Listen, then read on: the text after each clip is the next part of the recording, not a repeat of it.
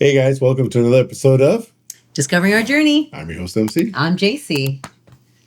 Oh man, and Man, we're headed to the new year. Dang it, New Year. We're not going to see you guys until next year. Till next year. Wow. Well, do you have any resolutions? Yes. Goals? Yes. What's your goal? What's your resolution? My goal is to be better. But are you going to just say better? Like, are you giving yourself like a time frame, couple months? Just better. Just better. Better in general. Yes. Okay. Yes. That's a good resolution. Yes. That's a good resolution. I think my resolution this year is there's so many to choose from. Mm-hmm. My resolution, well, I do want to fast a little bit more. Fast a little. Fast. Okay. A little bit more. I noticed that I'm a big foodie. Yeah. I am. And yeah, sometimes you need to let your gut relax, so fast more. Fast more. Fast more. What's the longest you fasted? 40 days. I was proud of that one. I Just only did it once, though. I tried to do it again. I did 25 days, but no. just never water? Again. Just or water. just liquid stuff? No, just water. All right. No, I can't say just water because I had less than 8 ounces. I had 4 ounces of cranberry juice just to kind of give me the... Oh, okay. But nothing else? No. Water and... See, I got a family member who used to fast, and then he used to put like milk, and then get a muffin and put a muffin in there. And I'm like, dude, you're just eating. Dude, that is not fasting. It's liquid. Look, I was like, that's not fasting. You might as well put a carne asada burrito in there and we'll lick it all up. I mean, I don't know. Look. But I don't consider fast like that. I consider fasting more like when I'm drinking a lot and I know that, you know what, I'm kind of feeling down and I've been doing it quite often. I'll be like, I'm going to fast from that. And that's not to say that like, it's just to say I'm going to do what I usually do, habit, and I'm going to cut that either in half or I'm just going to stop it for a good month or two or 3. Got it. So you're saying not just food, you're saying fasting different things. Oh, yeah, in general. Yeah, okay. different things. Gotcha. Different things. Gotcha. Yeah, because there's a lot of things that kind of stump me up and trip me out that I'm just like, I become reliant on them. Oh, okay. And so, yeah. I got to fast from my wife then. I become reliant on her cooking for me. I got to cook some more this year. Oh, there you go. See, there you go. That's a good fast. It's a good fast, I like that. Right? There you go. I like that. But this year, as we're getting to the end of the year, I'm hearing a lot of anxiety. Ooh. And we talked about that last. That's a bad word. Last one, right? Anxiety and triggers. Oh, what do you think about anxiety? Because I hear that so much. Well, if you guys heard the last episode, but if you didn't, the way that I feel anxiety is like we have cuts. We have cuts, and if we don't treat these cuts, they become anxieties.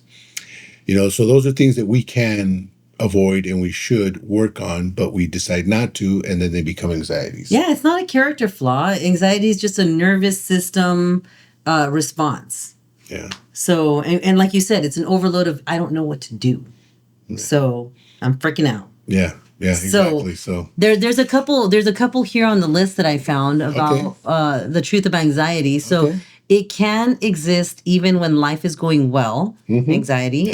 Anxiety often shows up as overthinking, avoidance, tension, or irritability. Definitely, I can relate with irritability. Irritability, huh? Yeah. Okay. Yeah. So is there some true anxieties that don't have to?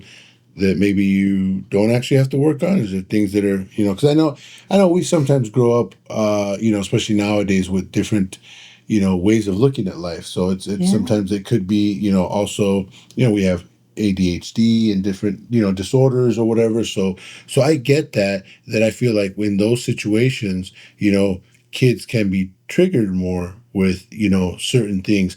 And that's funny because that's how some of the stuff that I've learned about things like that is kind of how I started working on myself, because these kids are already prone to different types of anxieties and different types of triggers.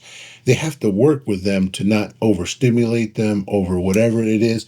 So I realized I'm just, I'm not diagnosed with anything like that. So it's like, well, if they can work on it, why can't I? Oh, but you know what? Let me tell you, as a parent, I have added to the anxiety because here's what I've noticed. And I've noticed it, right?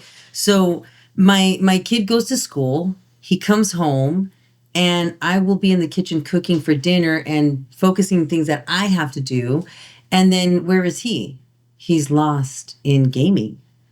And so when he has no social skills and all that, and I'm putting tasks on him that I was tasked with as when I was younger, does give anxiety. And at first I didn't want to hear it. I was just like, don't give me that crap. I did it when I was young. Yeah, but you know what? I wasn't distracted as much as he is too. And so I can see where that is getting anxious for kids, because now we say, here, distract yourself with this. And then when it's time, it's like, here, focus on why can't you focus on this? Well, because they're so used to the distraction that now it's like we're creating this for them. I'm saying that because I'm guilty, and I'm trying not to do that with my next one. We only get better. So, all right, part 2. Go. Yeah. Yeah. But yeah, you described it perfectly. Like I said, it's something that, if your kid has a certain type of, difficulty in something, then you have to steer them in a different direction to make sure that they're able to strengthen those areas where they need to work on, and not keep them in those areas where they feel more comfortable. Yes. It's like a kid crying and you say, here's a phone.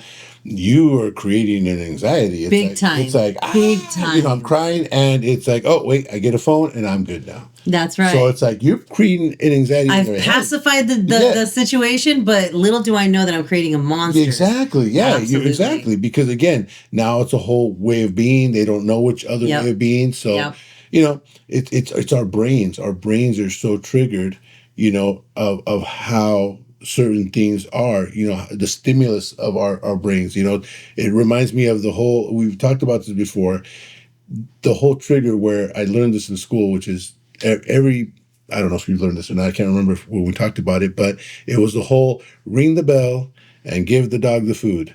Ring the bell, give the dog the food. And after the 10th time you do it, when you ring that bell, that dog is already salivating and ready to eat, and it's like their stomach's already growling and they're ready to go because they've already been triggered to where it's like every time they hear the bell, they know food's coming. Yeah. Every time they hear the bell, food's coming. Yeah. So it's one of those things where, so I don't know if you guys, did you do that in school? Did you learn about that one? No. But I can see where that definitely works. It's like you're creating a habit. Just like I'm telling you, I'm creating a habit with my kids. And so, yeah, definitely. So it says here that sometimes we call anxiety, but it's not. It's often, like we said, avoidance or just resistance. And so one of those could be difficult conversations because they're uncomfortable. Yeah. Who likes to have difficult conversations, right? I'm like, I don't. But they're always going to be had. And especially from women.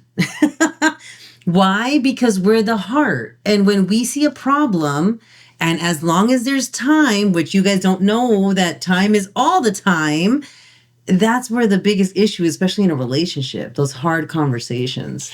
And see, for me, I feel like I can have hard conversations. I think I just have to work on my delivery sometimes. I'm a little too direct.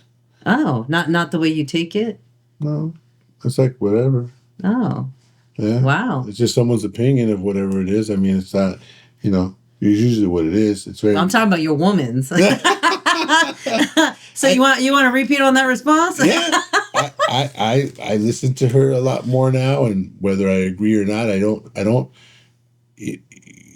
Again, I've said this before. Us men are thinkers, and we can't overthink stuff. Women are feelers, and that's how they feel. So, but that's why you should never ever deny or discredit your woman's advice, because she is your rear view mirror. She's watching your emotionals without you knowing. Yeah. So that's good that you say that, because a lot of women, we will, and I said that because, when you have young relationships that you don't know any better, you stomp them out. And you're just like, whatever, dude. And you get prideful and you don't want to take that information. And be careful. Yeah. And I mean, I would say don't discredit them, but at the same time, don't take it personal. No. Yeah. So it's balance. Again, balance. Yeah. It's a whole balance thing. It's like oh man, don't start that. I know, right? We said we would. Oh man. So another one, it says not setting boundaries to avoid disappointing others can be called anxiety sometimes. Mm-hmm. Yeah. That's a big one, especially for those yes people. Yes person. Procrastinating on tasks that require effort or accountability can cause anxiety. Yeah. Yeah, definitely. And then staying in familiar patterns because change feels uncertain. Yeah, sometimes, doing different things and change, it's like it's very uncomfortable for people. Yeah, it is. Especially me. I'm an extrovert, so I'm pretty comfortable. And even then sometimes I get embarrassed, sometimes I get called on the dance floor and I'm like, oh dang it. You Yeah. embarrassed? It's one of those of the dance floor? Yeah, right. You're waiting for your woman to throw that leash on you, man. He's like, okay. Here we go. Okay. Here's the thing. The reason I get... Oh, you brought out the robot. Oh, dang it. What? All right. So the reason why I get embarrassed is because I have difficulty concentrating. So what I get embarrassed about is sometimes when I'm out there, I love dancing. Those who know me know that I love to dance, and I dance and dance. So they're like, how can you be embarrassed? Well, the thing is that sometimes, because I look at other people, I lose focus and I lose my step sometimes. And I get embarrassed. So if you notice me dancing, very rarely, sometimes I'm able to look around as I'm dancing, like, oh, what? And this and that. But sometimes I got to kind of just concentrate on my, depends on the dance, I got to concentrate on my moves. He's like, here comes. Oh, wait, hold on, here comes. Oh, dang. You know what I'm saying? So we're not sleeping no more. Yeah, we're not sleeping no more. Yeah, exactly. You keep with the beat and stuff, and I start to lose it.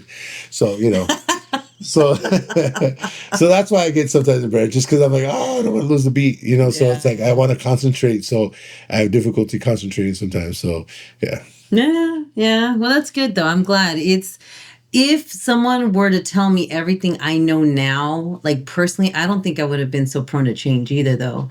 I'm glad that there are books, because books have helped me actually read and really analyze and self-reflect on my own. Because when people tell you hard truths, that it's hard. Yeah. It's hard to take it. Yeah. Yeah. Now that I've been on the trip though of like improving myself, now I can take it. I can be like, they're like, hey, you this and this happened, and I can take those uncomfortable conversations, because now I'm more willing to be like, where can I improve? Where can I be better? But back then, no way. No way. You told me something. I was like, excuse me? Yeah. Oh, put my hair up. Hold up. What? Get my earrings.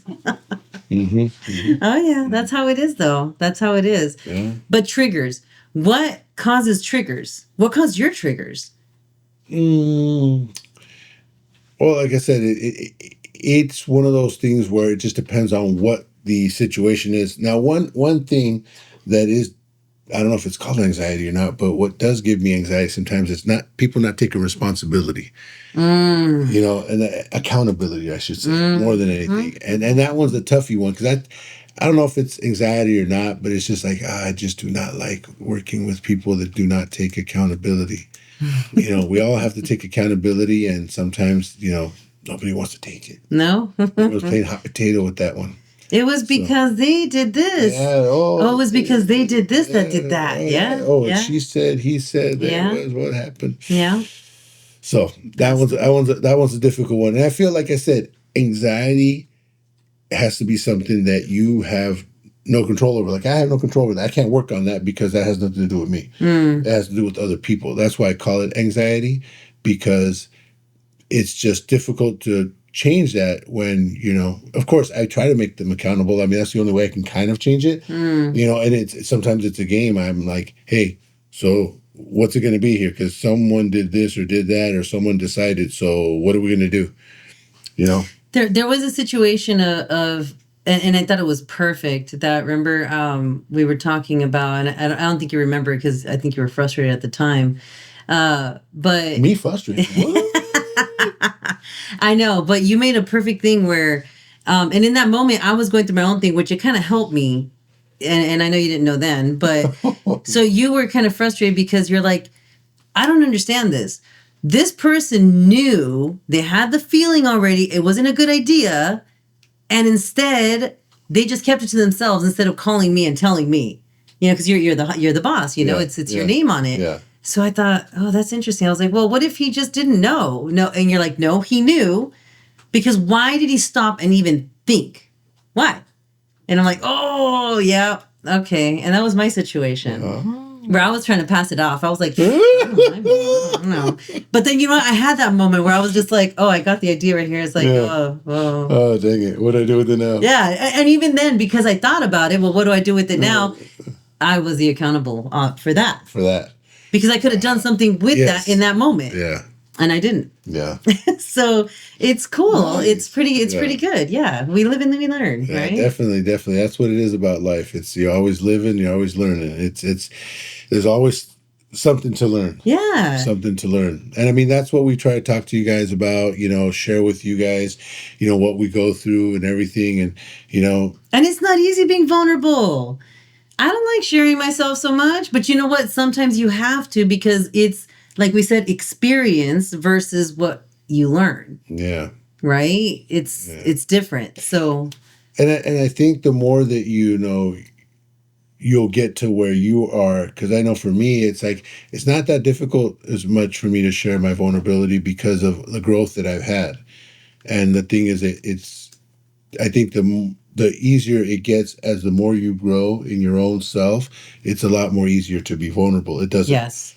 Because when we're changing sometimes, this is another thing that we sometimes do, let's just say you started, you're like, let's just say you're over a certain weight and you want to lose weight and you are, you're on a diet, right? Mm. What do people sometimes say? It's like, oh, well, are you okay to eat that? Or are you still following that? It's like, they don't see no change. And if you feel a certain way about what they're saying, then you're going to be like, you're going to start to take it and it's just going to hurt you. Yeah. So it's negative. Like, it's negative. And then again, yeah. And then if absolutely. Even if you do cheat a little bit, you're right. going to feel even worse to yourself. Like, man, what they said was true.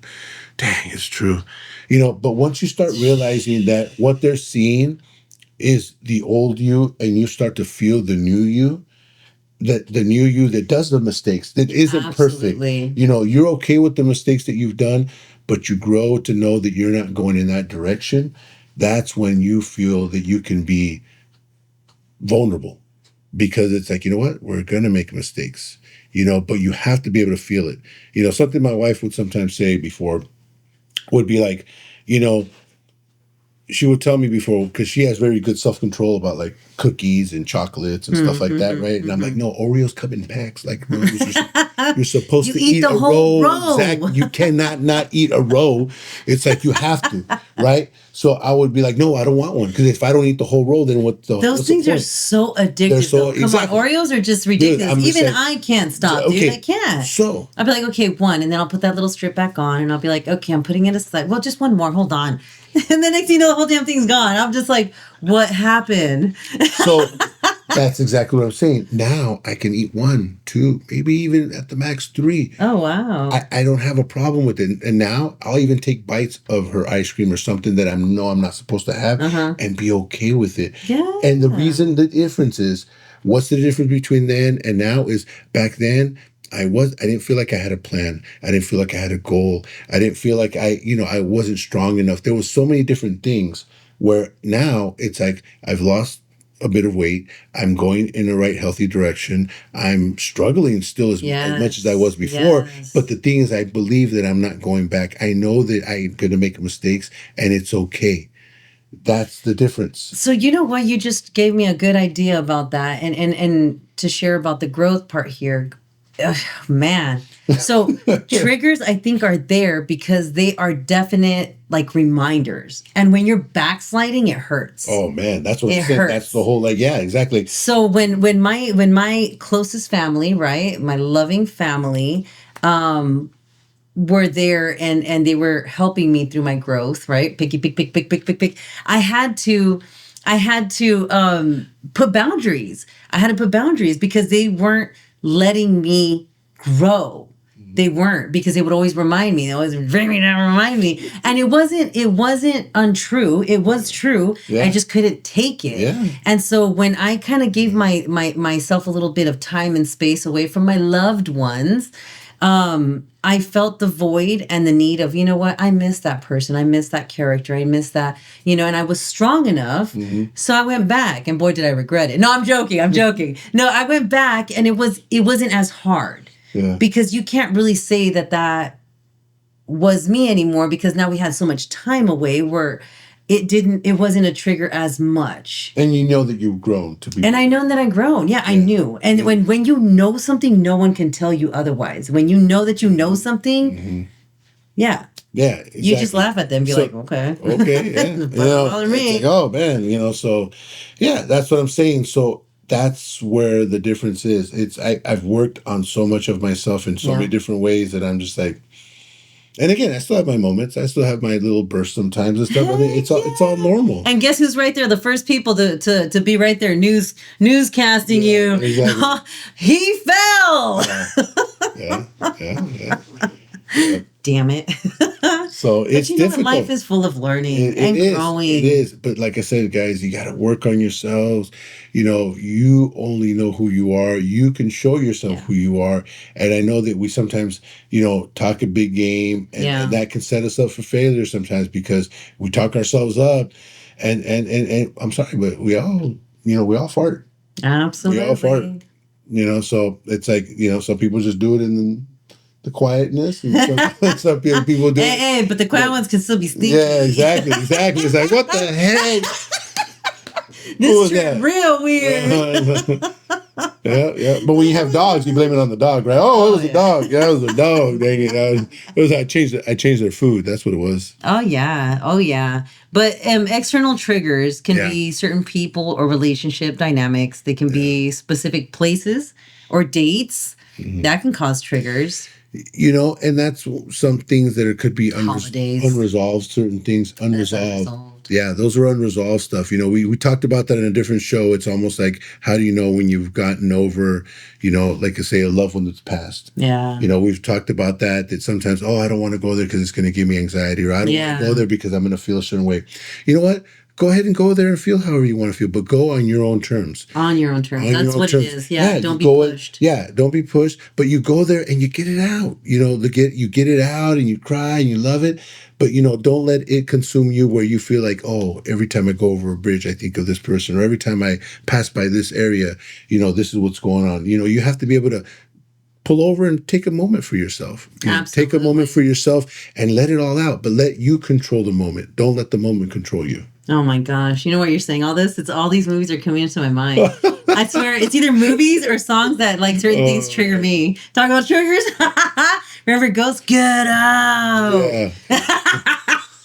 I saw that. I don't know why. That'll be edited. Yeah. Sorry. Anyways, that's the goofy part of me. Anyways. So, okay. Thank you for that. Being ignored or rushed or dismissed can also be a big one too for common types of triggers. Yeah. Right? Especially someone that has not, like, growing up, didn't have a voice. Third child syndrome, maybe sometimes. No, but there's other things too that just that can trigger you for the ignored. That's big. Yeah, definitely. Not being heard and again, rushed sometimes. It's like, I know that one of my things is I feel like I make more mistakes when I get overstimulated on something, like, oh my God, hold on, something's going on. It's like, I can't do that because then I end up making more mistakes. So I got to be careful with that whole rush thing. It's one of those things where sometimes, you know what? You just got to let the bus pass you by and wait till the next one. But I mean, after talking about this, are triggers really bad though? Are they really? Because they're identifiers, right? I mean, I think that no matter what, like we've said before, there's always going to be some kind of trigger. Something's going to trigger you. But the thing is that you just keep working at it. You keep working at them. Things can't, life is still going to happen, unless this is a life and death situation, which mostly it's not. Yeah. You know what? You're going to be late for work. What? You know what? You're not going to turn that paper in. What? Okay. You're not going to pick your kid up on time from school. Yeah. Some people hold themselves to a very high standard, and it's all self. Yeah. It's all self. So, yeah, triggers are good. Just know that they are there to remind you. Yeah. They're just there to remind you, hey, you know what? You got to feel okay about it. Understand that it's something that we're all going to have. We're not perfect. We're going to make mistakes. We're not going to, coordinate with stuff. Things are going to happen, and you got to be okay with it. You can't just let those emotions and those mental thoughts just run wild, because if not, then that's when, things happen. Oh, like change is a big one. Change is a big one for a lot of people. Change causes a lot of triggers. Yeah. You know that? Definitely. And I don't know what happened, but I embraced it so young that every season when I feel like something massive is going to change in my life, or my surroundings, something big is going to happen, I go changing rooms. Like, I'll change the couch from where it is. You don't do the feng shui thing? The feng shui? Yeah, the whole, as the light comes through this way, your whole, no feng shui? No. Okay. No, I just got to feel it. I got to feel it, because it's going to change again. Okay. Seasons change all the time. Yeah. And that's how I welcome it. Yeah. So change is good. I like change. Yeah. Change. It's scary. It's scary. It's always not knowing what's going to happen, but I welcome it because I don't want to fear it, I think. I don't know. I've never really thought about it. No? I mean, it's all just really working on things that happen in life, things that we have to deal with that we don't want to deal with. Like it said, there's avoidance, I think, is a big one. I think people avoid a lot of stuff, and they're like, it's a trigger, and it's like, no, it's just you're avoiding whatever it is. So how has this growth mindset that you have now, how has it changed your life, and has it been positive? Oh, definitely. I mean, I feel like, with my mindset now changing, I feel like I'm able to relay more to my wife about how I feel. I'm able to explain more about, how I look at things, and it's not about changing anyone's mind. It's about really communicating with your partner, because we can't communicate if we're just, all over the place and stuff. So we got to really, sometimes my mom, she says, she says that she at first she said that she didn't like the new me, because she said that, I wasn't as, she said, as loving as how she put it, maybe. And I guess because I sound a little bit more, you were a little more rigid, I guess, not empathizing with things. Yeah, but I think, like I told her before, I said, but do you like the old me that had no control of what came out of my mouth and just used my emotions, and I felt a certain way, and this and that, and I just spoke that way? Or the way that we have conversation now and whatever? It's like, if you look at it now, I guess I like it better this way. Absolutely. Said, yeah. But she, again, it's like you can't have everything. No, like, you can't. You can't have it all. No. So you have to choose what you want. So do you rather have the old emotional, explosive, me, or do you rather have this more calm and just more like this and more like that, and communicative and stuff like that? Me. Then so yeah, she chose this one. Because something I can relate to that too. Like when we don't change willingly like that, things happen. Divorces happen, right? People go through divorce. There's things happening right now that even a close friend of mine is going through, where they made a comment that they're very surprised that they're doing things that they didn't do before. Like before, this person was an introvert, liked staying in the home, liked being around, the kids and the family. And now that he has to be out there, he's now enjoying the outdoor life a little more. And I thought that's interesting. That's interesting. And what's sad about the whole thing, well, not sad, but just eye-opening, right? Because I've been there where, divorce isn't easy. It makes you something new. And he's realized that was her biggest complaint, was that she wouldn't come out with him. Or excuse me, he would not come out with her. Yeah. And he's like, now I want to meet someone. I'm lonely. I'm ready to mend those bonds. Now, is he really ready? I don't know. That's him. But with him seeing this, how that's all she wanted a lot of the times. That's so crazy. Like how we miss that. And it happens a lot, though. Yes, it does. It happens a lot where it's like the person doesn't want to do something, and then they break up with that person, and the next thing you know, they're doing something. Then it's like, wait a minute, what the heck? Because I've done that too. I've seen my ex, and I'm like, he never did that. Why is he doing that now? Well, because he lost a good thing. And he knew, and she lost a good thing, and she knew, and we learn like that. Yeah. And we don't have to. No, and it's hard. I think it's hard to hold your partner accountable for certain things, and that's why I do recommend that you guys, everyone I recommend seek somebody to talk to sometimes. Go see a therapist or a counselor, someone that can speak to you in a certain way that we all have to have. What I like to say is you find someone's soundboard, someone that's not going to tell you what to do. No. But sometimes someone just to really listen to you. And I mean, really listen to you, and sometimes tell you back what they're hearing. Because that's sometimes the most important thing when you tell someone and you let it all out, and they're like, so what you're saying is this, and that. And you're like, is that how it comes across? You're like, whoa. Yeah, I didn't say that. And they're like, well, you did say this, that, and that. And you're like, isn't that what it means? So if you get the right person in your life, hopefully you have a friend or a family member, someone that, can be your soundboard, that'd be amazing. Because like I said, to hear yourself sometimes, and even you sometimes speaking to someone about something, you're telling someone this, and I'm going to tell them that, because it's like, oh wait, did I just say that? Dang, that's weird. Like, sometimes I can't believe he said this, and then and then I did that, and it's like, okay, I shouldn't have done that, but then he did this, and it's like, so you it's make the narrative fit for yourself, and I'm like, oh yeah. I was like, dang. So sometimes it's good to be able to have someone like that, because sometimes we have those people in our lives where they're like, screw him or screw her. And it's like, that's not what it's about. It's sometimes being there to listen to someone and just be a soundboard for them. Yeah. Be a soundboard. Yeah. Because what I always say in life, there's no growth without pain. Until next time. Next time, guys.